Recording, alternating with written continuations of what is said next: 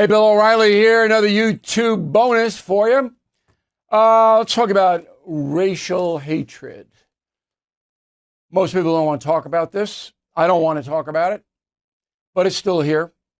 And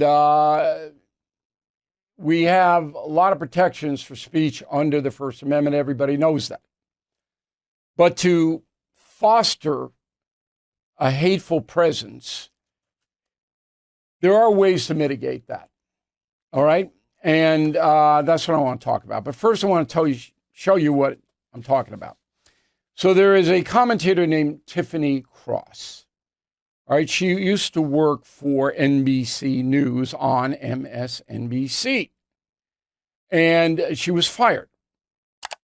And we really don't know why she was fired, but she says it's because she didn't play the game, the race game, the way NBC wanted her to play it. I don't believe that was true. I'm going to give you my opinion. But first, here's what she said on July 8th.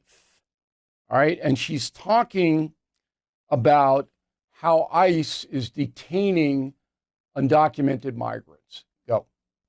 I think this is the challenge I have with even talking about this. We are normalizing a government agency disappearing people. We are normalizing, we're talking about it like it's no big deal that they are kidnapping people and transporting them to concentration camps, both domestic and foreign. I think that's kind of insulting to, I think it's Jewish insulting what they're doing. It is not insulting to Jewish Holocaust. I find it insulting that you could even fix your mouth to defend this disgusting behavior. Okay. So concentration camps. And then when you challenge her, then she's insulted. Okay. So from what my research shows, Ms. Cross does not like white people very much. Maybe I'm being unfair. I hope not. I don't know her. But from analyzing what she has said in the past on MSNBC and what she continues to say on social media, doesn't really, it's basically, I don't like Caucasians, I don't like the white patriarchy. Now, after she was fired, she went on the social media and said this. I held the line, I didn't acquiesce, because for me, what was the point in having this platform if I'm going to show up and spit out some vanilla granola boringness and hope that one day maybe the white man will let me host his Today Show. I've just never seen that happen. I have never seen anybody be rewarded for acquiescing to the comfort of white folks, not in a way where I could live with myself.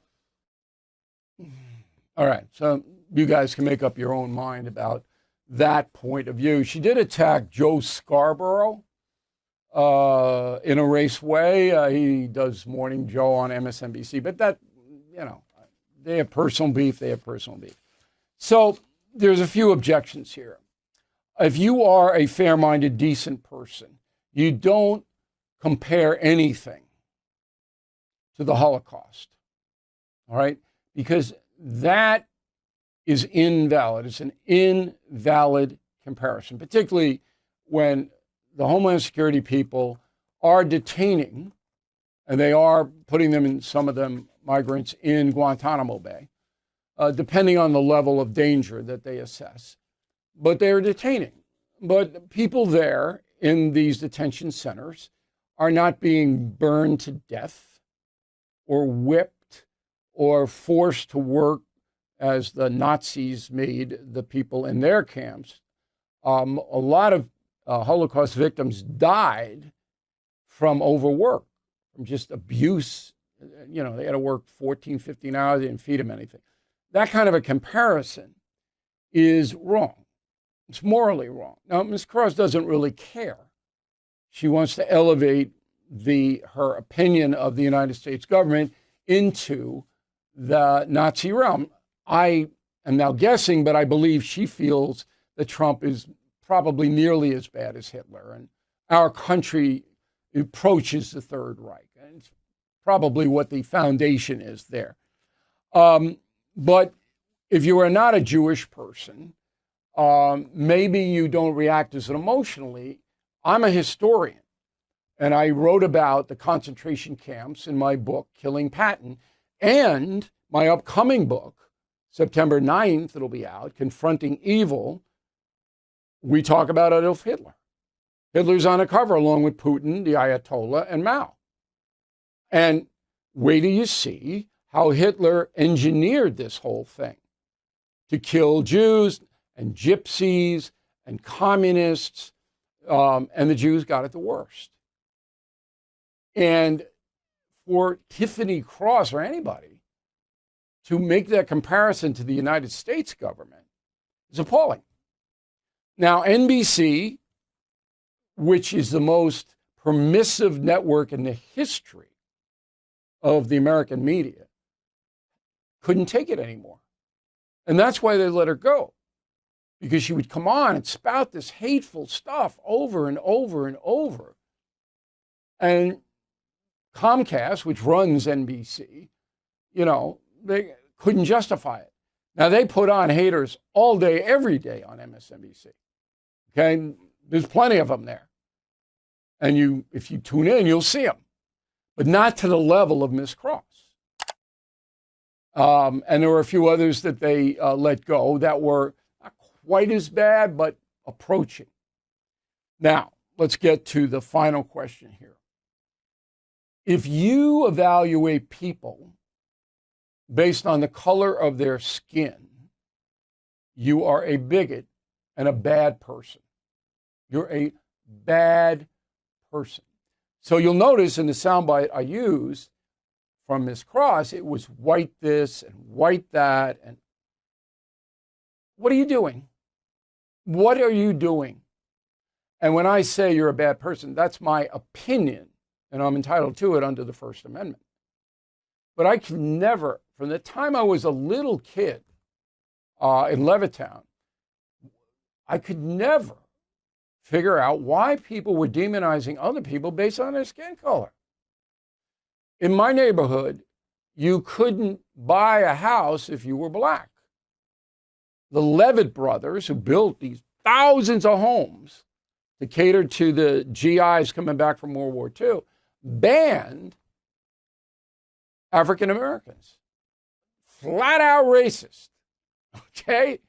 And I write it in my autobiography, I write about it, A Bowl for S.P. Semani. You never get it. Now, when I was a little kid, I didn't even know that there weren't black people in the neighborhood because I didn't know any black people anyway. My whole world was white kids.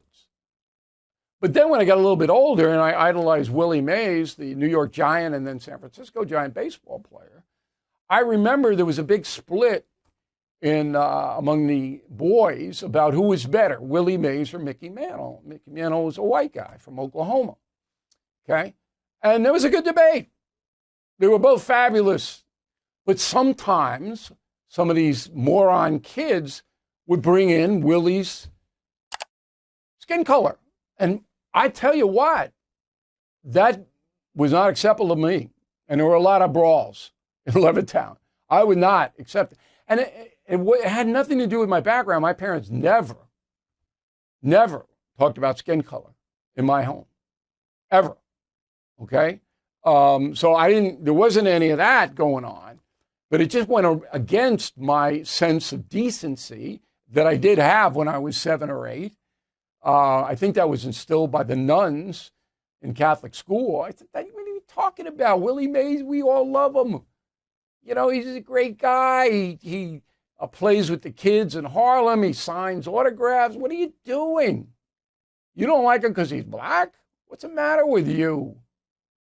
And that was the fundamental argument. And I'm talking about 10-year-old, 8-year-old kids. And we saw, I heard it, but we shut it down. My crew did not traffic in that, ever.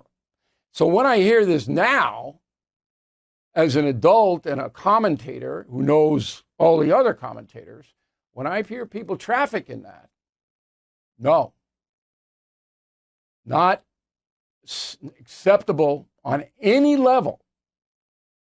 So I wanted you to know what I think, and I'd like to know what you think. Bill at BillO'Reilly.com, Bill at BillO'Reilly.com, name and town if you wish to opine. Thank you for watching this YouTube bonus. Thank you for watching. To view full episodes of the No Spin News anytime, sign up to become a BillO'Reilly.com premium or concierge member today.